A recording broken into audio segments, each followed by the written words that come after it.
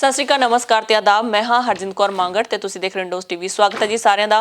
Bulletin ਦੀ ਸ਼ੁਰੂਆਤ ਕਰਦੇ ਹਾਂ ਜੀ। ਹਰ ਵਾਰ ਦੀ ਤਰ੍ਹਾਂ ਸਾਡੇ ਨਾਲ ਜੁੜੇ ਨੇ ਜੀ ਸਰਿੰਡੀ ਤੋਂ ਪ੍ਰਭਜੋਤ ਸੰਧੂ, ਜੋ ਕਿ ਸਾਨੂੰ ਹਮੇਸ਼ਾ ਕਿਸੇ ਨਾ ਕਿਸੇ ਟੌਪਿਕ ਦੇ ਉੱਤੇ ਜਾਣਕਾਰੀ ਦਿੰਦੇ ਰਹਿੰਦੇ ਨੇ। ਅੱਜ ਦਾ ਟੌਪਿਕ ਬੜਾ ਗਰਮਾਇਆ ਹੋਇਆ ਜੀ, ਖਾਸ ਕਰਕੇ ਜਿਹੜੇ ਵੀਜ਼ੇ ਕਾਫੀ ਟਾਈਮ ਦੇ ਉੱਤੋਂ ਕੋਵਿਡ ਸਿਚੁਏਸ਼ਨ ਹੋਣ ਕਰਕੇ ਬੰਦ ਪਏ ਸਨ, ਟਰੈਵਲ ਜਿਹੜੇ ਲੋਕ ਨਹੀਂ ਕਰ ਸਕਦੇ ਸਨ, ਕਾਫੀ ਸਾਰੀ ਰਿਸਟ੍ਰਿਕਸ਼ਨ ਲੱਗੀਆਂ ਹੋਈਆਂ ਸਨ।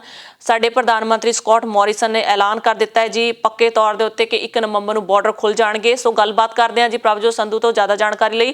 स्वागत है जी प्रभजोत संधू जी ਤੁਹਾਡਾ जी। सत श्री अकाल। इंडोज टीवी देख रहे सारे दर्शकों ਨੂੰ ਮੇਰੇ ਵੱਲੋਂ ਪਿਆਰ ਭਰੀ ਸਤਿ ਸ਼੍ਰੀ ਅਕਾਲ। ਸੰਧੂ ਸਾਹਿਬ ਪੱਕੀ ਮੋਹਰ ਲੱਗ ਗਿਆ ਜੀ 1 ਨਵੰਬਰ ਦੀ ਹੁਣ। ਸੋ ਲੋਕੀ ਤਿਆਰੀਆਂ ਲੱਗ ਗਈਆਂ ਜੀ ਕਰਨ। ਟਰੈਵਲ ਏਜੰਸੀਜ਼ ਨੂੰ ਬਹੁਤ ਜ਼ਿਆਦਾ ਬਿਜ਼ੀ ਹੋ ਚੁੱਕੀਆਂ ਨੇ। ਲਗਾਤਾਰ ਫੋਨ ਆ ਰਹੇ ਨੇ ਲੋਕਾਂ ਦੇ ਕਿ ਕਦੋਂ ਅਸੀਂ ਟਿਕਟ ਕਰਵਾ ਸਕਦੇ ਹਾਂ ਜਾਂ ਕਦੋਂ ਨਹੀਂ। ਵੱਡੀ ਗੱਲ ਜੀ, ਪਿਛਲੀ ਵਾਰ ਆਪਾਂ ਨੇ ਜਦੋਂ ਆਪਾਂ ਡਿਸਕਸ਼ਨ ਕਰ ਰਹੇ ਸੀ, ਤੁਸੀਂ ਗੱਲ ਕੀਤੀ ਸੀ ਟਰੈਵਲ ਐਗਜ਼ੰਪਸ਼ਨ ਦੀ। ਸੋ ਬਹੁਤ ਸਾਰੇ ਸਵਾਲ ਆਏ ਆ ਜੀ ਲੋਕਾਂ ਦੇ ਕਿ ਐਗਜ਼ੰਪਸ਼ਨ ਕੀ ਹੈ, ਕਦੋਂ ਅਪਲਾਈ ਕਰਨੀ ਆ, ਵੀਜ਼ੇ ਤੋਂ ਪਹਿਲਾਂ ਅਪਲਾਈ ਕਰਨੀ ਆ ਜਾਂ ਵੀਜ਼ੇ ਤੋਂ ਬਾਅਦ ਅਪਲਾਈ ਕਰਨੀ ਆ। ਜਿਨ੍ਹਾਂ ਦੇ ਡਬਲ ਡੋਜ਼ ਲੱਗ ਚੁੱਕੀ ਹੈ ਉਹਨਾਂ ਨੂੰ ਵੀ ਅਪਲਾਈ ਕਰਨੀ ਪਵੇਗੀ, ਜਾਂ ਜੇ ਏਅਰਪੋਰਟ ਦੇ ਵਿੱਚ ਬੈਠ ਜਾਂਦੇ ਆ ਜਾਂ ਫਲਾਈਟ ਲੈਂਦੇ ਆ ਉੱਥੇ ਉਹਨਾਂ ਨੂੰ ਕੋਈ ਸਵਾਲਾਂ ਦਾ ਸਾਹਮਣਾ ਤਾਂ ਨਹੀਂ ਕਰਨਾ ਪਵੇਗਾ। ਇਹ ਪਲੀਜ਼ ਸਾਰੇ ਸਵਾਲ ਹੈਗੇ ਨੇ, ਅੱਜ ਜਵਾਬ ਦਿਓ ਜੀ। ਜੀ ਹਰਜਨ ਜੀ, ਮੈਂ ਸਪਸ਼ਟ ਕਰ ਦੇਣਾ ਪੜਾਵਾਰ, ਮੈਨੂੰ 5 ਮਿੰਟ ਦੇ ਦਿਓ ਜੇ ਮੈਂ ਵਾਰੀ-ਵਾਰੀ ਕਰਕੇ ਸਾਰੀਆਂ ਗੱਲਾਂ ਦੱਸ ਦਿੰਦਾ ਆ ਜੀ ਜ਼ਰੂਰ। ਸਭ ਤੋਂ ਪਹਿਲਾਂ ਇੰਪੋਰਟੈਂਟ ਗੱਲ ਇਹ ਆ ਕਿ ਜਿਹੜੀ ਇਹ ਵਿਜ਼ਿਟਰ ਵੀਜ਼ੇ ਅਲਾਓ ਕੀਤੇ ਨੇ, ਇਹ ਸਿਰਫ ਅਤੇ ਸਿਰਫ ਜਿਹੜੇ ਆਸਟ੍ਰੇਲੀਆ ਦੇ ਪੱਕੇ ਨਾਗਰਿਕ ਆ ਜਾਂ ਆਸਟ੍ਰੇਲੀਆ ਦੇ ਪਰਮਾਨੈਂਟ ਰੈਜ਼ੀਡੈਂਟ ਆ ਜਾਂ ਸਿਟੀਜ਼ਨ ਆ ਜਾਂ ਇੱਥੋਂ ਦੇ ਪਰਮਾਨੈਂਟ ਰੈਜ਼ੀਡੈਂਟ ਆ।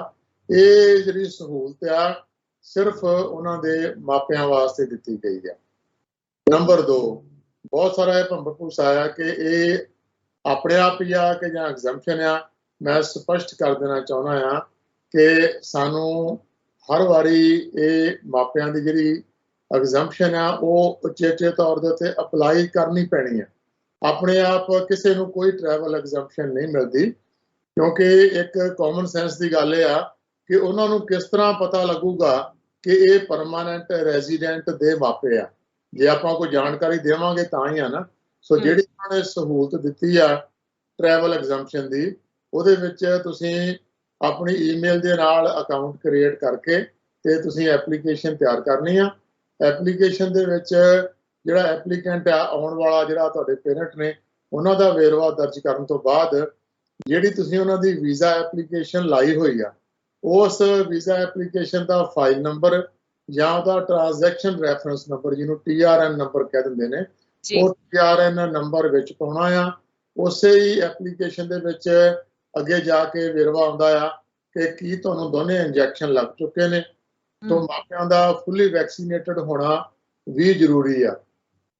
ਉਹਦੇ ਵਿੱਚ ਆਪਾਂ ਨੂੰ ਆਉਂਦਾ ਕਿ ਕਿਸ ਤਰੀਕ ਨੂੰ ਤੁਹਾਡਾ ਆਖਰੀ ਇੰਜੈਕਸ਼ਨ ਲੱਗਿਆ ਸੀਗਾ, ਉਹਦੇ ਵਿੱਚ ਤਰੀਕ ਭਰਨੀ ਆ। ਇਹ ਤਰੀਕ ਭਰਨ ਤੋਂ ਬਾਅਦ ਤੁਸੀਂ ਆਪਣੇ ਮਾਪਿਆਂ ਦੇ ਪਾਸਪੋਰਟ ਦੀ ਕਾਪੀ ਅਤੇ ਤੁਹਾਡੇ ਜਿਹੜਾ ਉਹਨਾਂ ਦਾ ਰਿਲੇਸ਼ਨਸ਼ਿਪ ਦਾ ਸਬੂਤ ਆ, ਤੁਹਾਡੇ ਉਹ ਮਾਪੇ ਨੇ ਇਹ ਸਬੂਤ ਸਾਬਤ ਕਰਨ ਵਾਸਤੇ ਜਾਂ ਤੁਸੀਂ ਆਪਣਾ ਜਨਮ ਸਰਟੀਫਿਕੇਟ ਜਾਂ ਤੁਸੀਂ ਆਪਣੇ ਇੰਡੀਅਨ ਪਾਸਪੋਰਟ ਦੀ ਕਾਪੀ ਤੇ ਉਹਦਾ ਪਿਛਲਾ ਪੇਜ ਤੇ ਮਾਪਿਆਂ ਦਾ ਨਾਮ ਲਿਖਿਆ ਹੁੰਦਾ ਆ, ਜਾਂ ਤੁਹਾਡੀ OCI ਦੀ ਕਾਪੀ, ਉਹਦੇ ਵਿੱਚ ਪਿਛਲਾ ਪੇਜ ਆ, ਉਹ ਤੁਹਾਡਾ ਨਾਮ ਲਿਖਿਆ ਹੋਇਆ ਆ। ਉਹ ਤੁਸੀਂ ਸਾਰੀਆਂ ਡਾਕੂਮੈਂਟਸ, ਆਪਣਾ ਪਾਸਪੋਰਟ, ਜਿਹੜੇ ਤੁਹਾਡੇ ਆਸਟ੍ਰੇਲੀਆ ਤੋਂ ਸਪਾਂਸਰ ਨੇ, ਜਿਨ੍ਹਾਂ ਦੇ ਮਾਪੇ ਨੇ, ਉਹਨਾਂ ਨੇ ਆਪਣਾ ਪਾਸਪੋਰਟ, ਰਿਲੇਸ਼ਨਸ਼ਿਪ ਦਾ ਸਬੂਤ, ਚਾਹੇ ਜਨਮ ਸਰਟੀਫਿਕੇਟ, ਚਾਹੇ ਉਹਦਾ ਪਾਸਪੋਰਟ ਦੀ ਕਾਪੀ, ਇਹ ਆਪਾਂ ਉਹਦੇ ਨਾਲ ਨੱਥੀ ਕਰਨੀ ਆ। ਉਹਦੇ ਨਾਲ ਹੀ ਆਪਾਂ ਨੇ ਆਪਣਾ ਜਿਹੜਾ ਆ ਕੋਵਿਡ ਦਾ ਸਰਟੀਫਿਕੇਟ ਆ ਉਹ ਨੱਥੀ ਕਰਨਾ ਆ।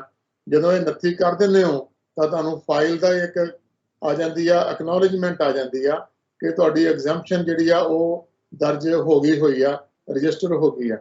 ਜਿਹੜੀ ਉਹ ਕਨਫਰਮੇਸ਼ਨ ਆਉਂਦੀ ਆ, ਉਸ ਕਨਫਰਮੇਸ਼ਨ ਦੀ PDF ਕਾਪੀ ਬਣਾ ਕੇ ਤੁਸੀਂ ਜਿਹੜੀ ਮਾਪਿਆਂ ਦੀ ਵੀਜ਼ਾ ਐਪਲੀਕੇਸ਼ਨ ਲਾਈ ਹੋਈ ਆ ਉਹਦੇ ਨਾਲ ਆਪਾਂ ਨੇ ਇੰਨੇ ਅਕਾਊਂਟ 'ਚ ਜਾ ਕੇ ਉਹ ਨੱਥੀ ਕਰ ਦੇਣੀ ਹੈ। ਇਸ ਤੋਂ ਬਾਅਦ ਉਹ ਜਿਹੜੀ ਜਾਣਕਾਰੀ ਆ, ਜਿਹੜਾ ਟਰੈਵਲ ਐਗਜ਼ੰਪਸ਼ਨ ਵਾਲਾ ਪੋਰਟਲ ਆ, ਉਹ ਉਹਨਾਂ ਦੇ ਤੁਹਾਡੇ ਈਮੇਲ ਅਕਾਊਂਟ ਦੇ ਨਾਲ ਜੁੜਿਆ ਹੋਇਆ ਹੈ।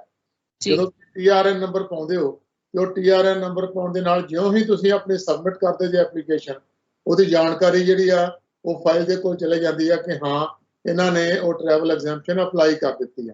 ਤੇ ਉਹ ਇਸ ਤਰ੍ਹਾਂ ਨਾਲ ਅਲਰਟ ਜਾਰੀ ਹੋ ਜਾਂਦਾ ਹੈ ਕੇਸ ਆਫਿਸਰ ਨੂੰ ਕਿ ਫਲਾਣੇ ਜਿਹੜੀ ਐਪਲੀਕੇਸ਼ਨ ਆ ਉਹਦੇ ਅਗੇਂਸਟ ਐਗਜ਼ੈਂਪਸ਼ਨ ਜਿਹੜੀ ਉਹਦੇ ਕਾਗਜ਼ਾਤ ਪੂਰੇ ਕਰ ਦਿੱਤੇ ਗਏ ਨੇ। ਜਿਸ ਦਿਨ ਤੁਹਾਡੀ ਐਗਜ਼ੈਂਪਸ਼ਨ ਅਪਰੂਵ ਹੋ ਕੇ ਆਉਂਦੀ ਆ, ਉਸ ਤੋਂ 1-2 ਦਿਨਾਂ ਦੇ ਵਿੱਚ ਹੀ ਤੁਹਾਡਾ ਜਿਹੜਾ ਵੀਜ਼ਾ ਆ ਉਹ ਗ੍ਰਾਂਟ ਹੋ ਜਾਂਦਾ ਆ। ਸੋ ਮੈਂ ਤਿੰਨ ਗੱਲਾਂ ਕਰਨੀਆਂ ਚਾਹਾਂਗਾ।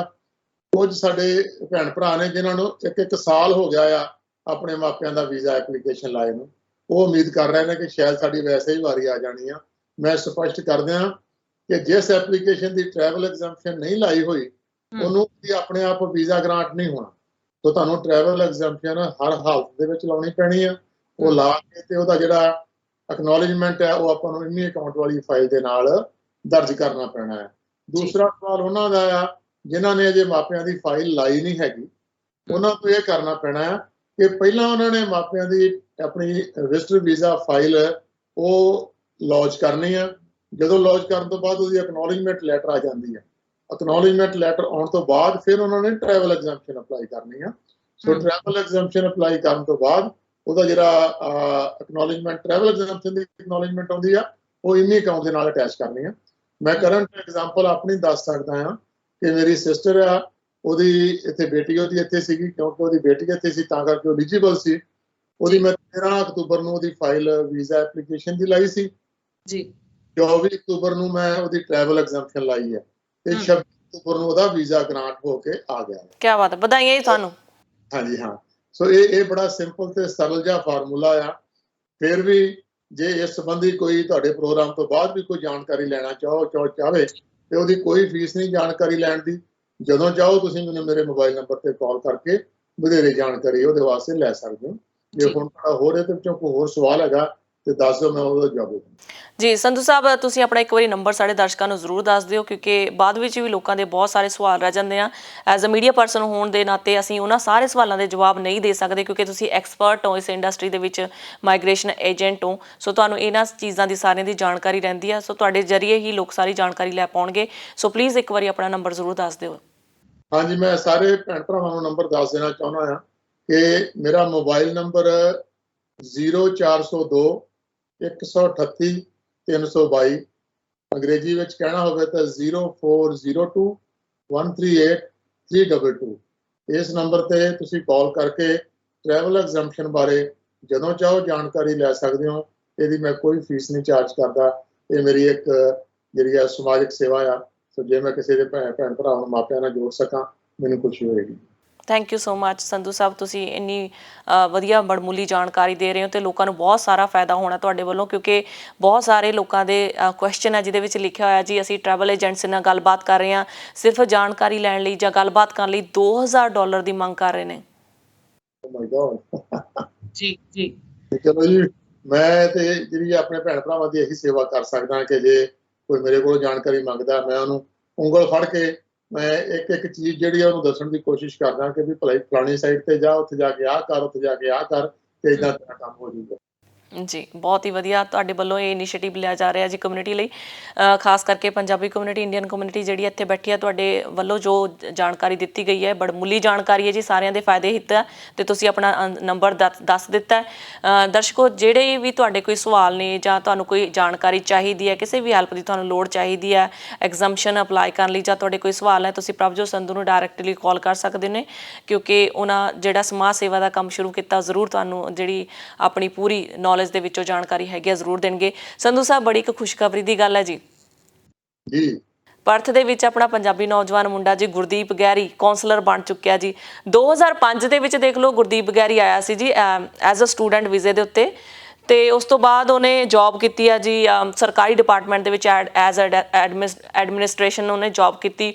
ਉਸ ਤੋਂ ਬਾਅਦ ਉਸੇ ਡਿਪਾਰਟਮੈਂਟ ਦੇ ਵਿੱਚ ਉਹਨਾਂ ਨੇ ਐਮਪਲਾਈ ਆਫ ਦਾ ਮੰਥ ਮਿਲਿਆ, ਉਸ ਤੋਂ ਬਾਅਦ ਐਮਪਲਾਈ ਆਫ ਦਾ ਈਅਰ ਮਿਲਿਆ। ਸੋ ਚੱਲ ਬਾਏ ਚੱਲ ਕਰਕੇ ਅੱਜ ਉਹ ਬੰਦਾ ਕਾਉਂਸਲਰ ਬਣ ਚੁੱਕਿਆ। ਸੋ ਬੜੀ ਵਧਾਈ ਦੀ ਗੱਲ ਹੈ ਜੀ, ਪੂਰੀ ਪੰਜਾਬੀ ਕਮਿਊਨਿਟੀ ਲਈ ਵਧਾਈ ਦੀ ਪਾਤਰ ਨੇ ਸਾਰੇ, ਕਿ ਸਾਡੀ ਪੰਜਾਬੀ ਕਮਿਊਨਿਟੀ ਬਹੁਤ ਸਾਰਾ ਕੰਮ ਕਰ ਰਹੀ ਹੈ, ਅੱਗੇ ਵੱਧ ਰਹੇ ਆ, ਕਿਉਂਕਿ ਨੌਜਵਾਨ ਜਿਹੜੇ 2005 ਜਾਂ 2002 ਤੋਂ ਸ਼ੁਰੂਆਤ ਕੀਤੀ ਜਿਨ੍ਹਾਂ ਨੇ ਆਉਣ ਦੀ, ਸੋ ਅੱਜ ਜੀ ਕਾਮਯਾਬੀ ਦੀਆਂ ਬੁਲੰਦੀਆਂ ਵੱਲ ਨੇ ਜੀ। ਮੇਰੇ ਵੱਲੋਂ ਮੇਰੇ ਨਿੱਕੇ ਵੀਰ ਗੁਰਦੀਪ ਨੂੰ ਬਹੁਤ ਬਹੁਤ ਮੁਬਾਰਕਾਂ। ਮੈਂ ਦੱਸਣਾ ਚਾਹਾਂਗਾ ਕਿ ਉਹ ਹੁਣ ਦੂਸਰੇ ਸਿਟਿੰਗ ਕਾਉਂਸਲਰ ਹੋਣਗੇ ਸ਼ਾਇਦ, ਜੇ ਮੇਰੀ ਜਾਣਕਾਰੀ ਦੇ ਵਿੱਚ ਹੋਰ ਵੀ ਕੋਈ ਹੈਗੇ ਨੇ, ਉਹਨਾਂ ਦੇ ਵੀ ਪੰਜਾਬੀ ਜਿਹੜੇ ਨੇ ਉਹਨਾਂ ਨੂੰ ਵੀ ਬਹੁਤ ਬਹੁਤ ਮੁਬਾਰਕਾਂ ਨੇ। ਇਸ ਤੋਂ ਪਹਿਲਾਂ ਸਾਡੇ ਕੋਲੇ ਸਿਡਨੀ ਦੇ ਵਿੱਚ ਬਲੈਕ ਟਾਊਨ ਦੇ ਵਿੱਚ ਡਾਕਟਰ ਮਨਿੰਦਰ ਸਿੰਘ ਦਸਤਾਰਧਾਰੀ ਜਿਹੜੇ ਨੇ ਸਾਡੇ ਕਾਉਂਸਲਰ, ਉਹ ਪਿਛਲੇ 5 ਸਾਲ ਤੋਂ ਆਪਣੀ ਕਾਉਂਸਲਰ ਵਜੋਂ ਸੇਵਾ ਨਿਭਾ ਰਹੇ ਨੇ। ਆਉਣ ਵਾਲੀਆਂ ਇਲੈਕਸ਼ਨਾਂ ਦੇ ਵਿੱਚ ਦੁਬਾਰਾ ਤੋਂ ਉਹਨਾਂ ਨੂੰ ਵਾਰਡ ਨੰਬਰ 1 ਦੇ ਵਿੱਚ ਲੇਬਰ ਪਾਰਟੀ ਨੇ ਆਪਣੇ ਵੱਲੋਂ ਉਤਾਰਿਆ ਆ। ਤੇ ਮੈਂ ਇਹ ਵੀ ਗੱਲ ਬੜੀ ਖੁਸ਼ੀ ਨਾਲ ਸਾਂਝੀ ਕਰਨ ਜਾ ਰਿਹਾ ਹਾਂ ਕਿ ਵਾਰਡ ਨੰਬਰ 2 ਦੇ ਵਿੱਚੋਂ ਸਾਡੀ ਪੰਜਾਬਣ ਜਿਹੜੇ ਕਿ 2014 ਦੇ ਵਿੱਚ ਹੀ ਅਜੇ ਆ ਕੇ ਇੱਥੇ ਰੈਜ਼ੀਡੈਂਟ ਹੋਏ ਸੀਗੇ ਤੇ ਸਿਟੀਜ਼ਨ ਹੋਏ ਨੇ, ਉਹਨਾਂ ਨੂੰ ਵੀ ਲੇਬਰ ਪਾਰਟੀ ਨੇ ਆਪਣੀ ਔਰਤ ਉਮੀਦਵਾਰ ਵਜੋਂ ਵਾਰਡ ਨੰਬਰ 2 ਤੋਂ ਉਤਾਰਿਆ ਆ। ਅਸੀਂ ਉਮੀਦ ਕਰਦੇ ਹਾਂ ਕਿ 5 ਦਸੰਬਰ ਨੂੰ ਜਦੋਂ ਨਤੀਜੇ ਆਉਣਗੇ ਤੇ ਸਾਡੇ ਕੋਲ ਬਲੈਕ ਟਾਊਨ ਕੌਂਸਲ ਤੋਂ 2 ਕੌਂਸਲਰ ਜਿਹੜੇ ਨੇ ਪੰਜਾਬੀ ਮੂਲ ਦੇ ਹੋਣਗੇ। ਸੋ ਜਿਵੇਂ ਜਿਵੇਂ ਸਾਡੇ ਇੱਥੇ ਜਿਹੜਾ ਭਾਈਚਾਰਾ ਤਰੱਕੀ ਕਰ ਰਿਹਾ ਆ, ਸਾਨੂੰ ਖੁਸ਼ੀ ਹੋ ਰਹੀ ਆ। ਅੱਜ ਅਸੀਂ ਕੈਨੇਡਾ ਦਾ ਮਾਣ ਕਰਦੇ ਹਾਂ। ਅਸੀਂ ਉਹਨਾਂ ਦੇ ਕਦਮਾਂ ਤੇ ਚੱਲਦਿਆਂ ਹੋਇਆਂ ਆਉਣ ਵਾਲੇ ਥੋੜ੍ਹੇ ਸਮੇਂ ਦੇ ਵਿੱਚ ਹੀ ਸਾਡੇ ਪਾਰਲੀਮੈਂਟ ਦੇ ਵਿੱਚ ਵੀ ਭੈਣ ਭਰਾ ਹੋਣਗੇ। ਸਾਡੇ ਪਹਿਲੇ ਪੰਜਾਬੀ ਕੌਂਸਲ ਸਾਹਿਬ ਬਰਤੋਂ ਨੈਸ਼ਨਲ ਪਾਰਟੀ ਵੱਲੋਂ ਸਰਦਾਰ ਗੁਰਮੇਸ਼ ਸਿੰਘ ਹੁਣੀ ਆਲਰੇਡੀ ਨਿਊ ਸਾਊਥ ਵੇਲ ਦੀ ਪਾਰਲੀਮੈਂਟ ਦੇ ਵਿੱਚ ਐਜ਼ MP ਦੀ ਸੇਵਾ ਨਿਭਾ ਰਹੇ ਨੇ ਔਰ ਸਾਨੂੰ ਆਉਣ ਵਾਲੇ ਪੰਜਾਬੀਆਂ ਤੋਂ ਬਹੁਤ ਉਮੀਦਾਂ ਨੇ। ਇਹਨਾਂ ਬੱਚਿਆਂ ਨੇ ਸਾਡੇ ਅੱਗੇ ਆਣ ਕੇ ਤੇ ਉਹ ਦਿਸਹੱਦੇ ਸਿਰਜਣੇ ਨੇ ਜਿਹੜੇ ਕਿ ਕੈਨੇਡਾ ਦੇ ਵਿੱਚ ਸਾਡੇ ਭੈਣ ਭਰਾ ਸਿਰਜ ਰਹੇ ਨੇ। ਸੋ ਬਹੁਤ ਬਹੁਤ ਮੁਬਾਰਕਾਂ ਗੁਰਦੀਪ ਨੂੰ। ਮੈਂ ਉਮੀਦ ਕਰਦੇ ਹਾਂ ਕਿ ਆਉਣ ਵਾਲੀ ਸਮੇਂ ਦੇ ਵਿੱਚ ਸਾਡੇ ਕੋਲ ਹੋਰ ਵੀ ਜਿਹੜੇ ਆ ਉਮੀਦਵਾਰ ਅੱਗੇ ਆ ਕੇ ਸਾਡਾ ਨਾਂ ਰੌਸ਼ਨ ਕਰਨਗੇ। ਸੰਧੂ ਸਾਹਿਬ, ਇਹਨਾਂ ਖਬਰਾਂ ਦੇ ਵਿਚਕਾਰ ਹੀ ਮੰਦਭਾਗੀ ਘਟਨਾ ਵੀ ਆ ਰਹੀ ਹੈ ਜੀ ਦਿੱਲੀ ਦੇ ਵਿਚਕਾਰ ਸਿੰਘੂ ਬਾਰਡਰ ਉੱਤੇ 4 ਤੋਂ 6 ਲੇਡੀਜ਼ ਜਿਹੜੀਆਂ ਔਰਤਾਂ ਸਨ ਕਿਸਾਨੀ ਮੋਰਚੇ ਦੇ ਵਿੱਚ ਬੈਠੀਆਂ ਸਨ। ਦੱਸਿਆ ਜਾ ਰਿਹਾ ਹੈ ਕਿ ਉਹ ਰਿਕਸ਼ੇ ਦੀ ਵੇਟ ਕਰ ਰਹੀਆਂ ਸਨ ਕਿਤੇ ਜਾਣ ਲਈ। ਜਿਵੇਂ ਹੀ ਉਹ ਫੁੱਟਪਾਥ ਤੇ ਬੈਠੀਆਂ ਸਨ, ਇੱਕ ਟਿੱਪਰ ਟਰੱਕ ਡਰਾਈਵਰ ਆਇਆ, ਉਹਨਾਂ ਨੂੰ ਦਰੜ ਕੇ ਚਲੇ ਗਿਆ ਜੀ, ਜਿਸ ਦੇ ਵਿਚਕਾਰ 3 ਔਰਤਾਂ ਦੀ ਮੌਤ ਹੋ ਗਈ ਤੇ 3 ਜ਼ਖਮੀ ਨੇ। ਬਹੁਤ ਹੀ ਮੰਦਭਾਗੀ ਘਟਨਾ ਜੀ। ਦੇਖੋ, ਜੇ ਤਾਂ ਲਖੀਮਪੁਰ ਖੇੜੀ ਵਾਲੀ ਜਿਹੜੀ ਘਟਨਾ ਆ ਉਹਦੀ ਸਿਆਹੀ ਵੀ ਨਹੀਂ ਸੁੱਕੀ ਕਿ ਇਹ ਇੱਕ ਹੋਰ ਮੰਦਭਾਗੀ ਖਬਰ ਆ ਗਈ ਹੈ ਤੇ ਇੱਕ ਤਰ੍ਹਾਂ ਨਾਲ ਨਜ਼ਰ ਲੱਗਣ ਵਾਲੀ ਗੱਲ ਹੋਈ ਪਈ ਆ ਸਾਡੇ ਸਿੰਘੂ ਬਾਰਡਰ ਦੇ ਉੱਤੇ ਜਿਹੜਾ ਕਿਸਾਨ ਸੰਘਰਸ਼ ਕਰ ਰਹੇ ਨੇ। ਇਸ ਤਰ੍ਹਾਂ ਦੀਆਂ ਘਟਨਾਵਾਂ ਜਿਹੜੀਆਂ ਨੇ ਉਹ ਝੰਜੋੜ ਕੇ ਰੱਖ ਦਿੰਦੀਆਂ ਨੇ। ਉਹ ਜਿਸ ਤਰ੍ਹਾਂ ਮਤਲਬ ਇਹ ਅਜੇ ਖਬਰ ਕੰਪਲੀਟ ਅਜੇ ਆਪਾਂ ਨੂੰ ਪਤਾ ਨਹੀਂ ਲੱਗੀ ਕਿ ਜਾਣਬੁੱਝ ਕੇ ਇਹ ਵਾਰਦਾਤ ਨੂੰ ਅੰਜਾਮ ਦਿੱਤਾ ਗਿਆ ਆ ਕਿ ਜਾਂ ਕਿਸੇ ਡਰਾਈਵਰ ਦੀ ਅਣਗਹਿਲੀ ਕਾਰਨ ਹੋਇਆ ਆ। ਚਾਹੇ ਅਣਗਹਿਲੀ ਕਾਰਨ ਹੋਇਆ ਹੋਵੇ, ਚਾਹੇ ਜਾਣਬੁੱਝ ਕੇ ਕਿਆ ਕੀਤਾ ਗਿਆ ਹੋਵੇ, ਜਿਹੜੀ ਜਾਨ ਚਲੀ ਗਈ। 3 ਔਰਤਾਂ ਦੇ ਘਰ ਤਬਾਹ ਹੋ ਜਾਣੇ, ਘਰ ਖਤਮ ਹੋ ਜਾਣੇ, ਇਹ ਇੱਕ ਬਹੁਤ ਹੀ ਵੱਡੀ ਮੰਦਭਾਗੀ ਘਟਨਾ ਆ। ਸੋ ਇਹਦੀ ਜਿੰਨੀ ਨਿੰਦਾ ਕੀਤੀ ਜਾਵੇ ਉਨੀ ਥੋੜ੍ਹੀ ਆ। ਸੋ ਜਿੰਨੇ ਵੀ ਸਾਡੇ ਭੈਣ ਭਰਾ ਬੈਠੇ ਉਹਨਾਂ ਸਾਰਿਆਂ ਨੂੰ ਅਪੀਲ ਆ ਕਿ ਆਪਣਾ ਤੁਸੀਂ ਖਿਆਲ ਰੱਖੋ। ਜਿਹੜਾ ਜਿਹੜੀ ਸੇਫਟੀ ਆਪਣੀ ਸੇਫਟੀ ਦਾ ਆਪ ਖਿਆਲ ਰੱਖਣਾ ਸਾਡੀ ਜ਼ਿੰਮੇਵਾਰੀ ਹੈ, ਕਿਉਂਕਿ ਸਰਕਾਰ ਜਿਹੜੀ ਆ ਉਹਦਾ ਵਤੀਰਾ ਸਾਡੇ ਪ੍ਰਤੀ ਹਮਦਰਦੀ ਵਾਲਾ ਨਹੀਂ ਹੈਗਾ, ਉਹ ਇਸ ਤਰ੍ਹਾਂ ਨਾਲ ਦੁਸ਼ਮਣੀ ਵਾਲਾ ਵਤੀਰਾ ਬਣਿਆ ਹੋਇਆ ਆ। ਉਮੀਦ ਕਰਦੇ ਹਾਂ ਕਿ ਜਿੰਨੀ ਜਲਦੀ ਉੱਥੋਂ ਦਾ ਇਹ ਜਿਹੜੇ ਕਾਨੂੰਨ ਆ ਵਾਪਸ ਹੋਣ ਤੇ ਸਾਡੇ ਜਿਹੜੇ ਭੈਣ ਭਰਾ ਆ ਵਾਪਸ ਆਪੋ ਆਪਣੇ ਘਰਾਂ ਨੂੰ ਖੁਸ਼ੀ ਜਾ ਸਕਣ। ਜੀ ਸੰਧੂ ਸਾਹਿਬ, ਬਹੁਤ ਬਹੁਤ ਸ਼ੁਕਰੀਆ ਸਾਰੀ ਜਾਣਕਾਰੀ ਦੇ ਲਈ ਜੀ। ਮਿਲਦੇ ਹਾਂ ਜੀ ਅਗਲੇ ਹਫਤੇ। ਧੰਨਵਾਦ। ਬਹੁਤ ਬਹੁਤ ਧੰਨਵਾਦ। ਦਰਸ਼ਕੋ, ਸਮਾਂ ਹੋ ਚੱਲਿਆ ਤੁਹਾਡੇ ਤੋਂ ਵੀ ਇਜਾਜ਼ਤ ਲੈਣ ਦਾ। ਨਵੇਂ ਤੇ ਤਾਜ਼ਾ ਖਬਰ ਲਈ ਦੇਖਦੇ ਰਹੋ ਇੰਡੋਜ਼ ਟੀਵੀ ਆਸਟ੍ਰੇਲੀਆ। ਧੰਨਵਾਦ।